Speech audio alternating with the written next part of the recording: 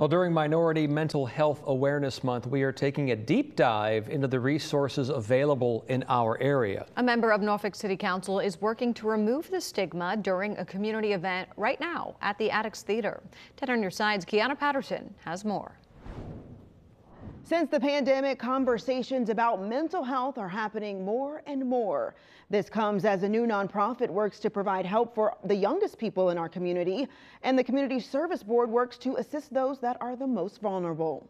The Mermaid City is working to break stigmas surrounding mental health. Councilwoman Danica Royster, who represents Superward 7, is leading the charge. I'm really focused on seeing what each of us can do as it relates to breaking the cycle of intergenerational trauma. Like many, Royster was diagnosed with anxiety, ADD, and bouts of depression. If I deal with this on an everyday basis, how can I make sure that our communities are getting the same resources and accessibility to mental health care as I've had the privilege of having? Now the city is pledging to spread awareness about mental health disparities through a proclamation signed by the mayor to address the higher rates of attempted suicide in teens and low treatment rates for mental health issues in adults. There's a lot of disparity as it relates to A, education, B, accessibility to healthcare resources, mental health care resources, as well as just within community and understanding, particularly for our community as African Americans. The taboo topic for some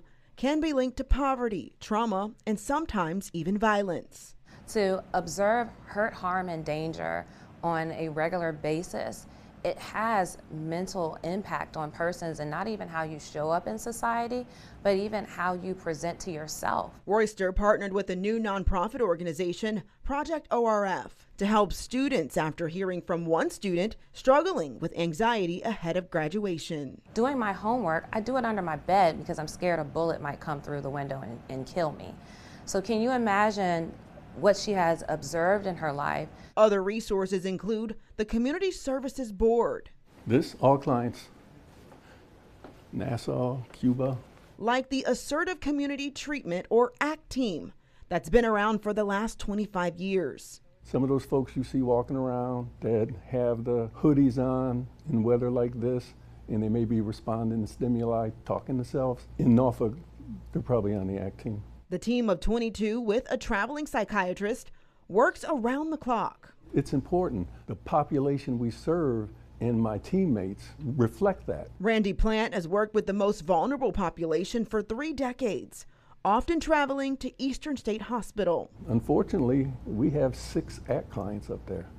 Not for psychiatric hospital, they're up there for restoration because they were found incompetent to stand trial. He plans to continue to help those with severe illnesses while encouraging the next generation to do so. There's no greater gift than to give your heart to another human being. Looking forward, Royster will serve the community in her own way. But my grandmother always told me hard work is heart work, because ultimately your heart has to be in it. As we're approaching just wellness, we have to take a holistic lens and go beyond even just your physical health, but also your mental health, because your mental health matters. Councilwoman Royster hopes to one day create a mental health directory for easier access throughout Hampton Roads.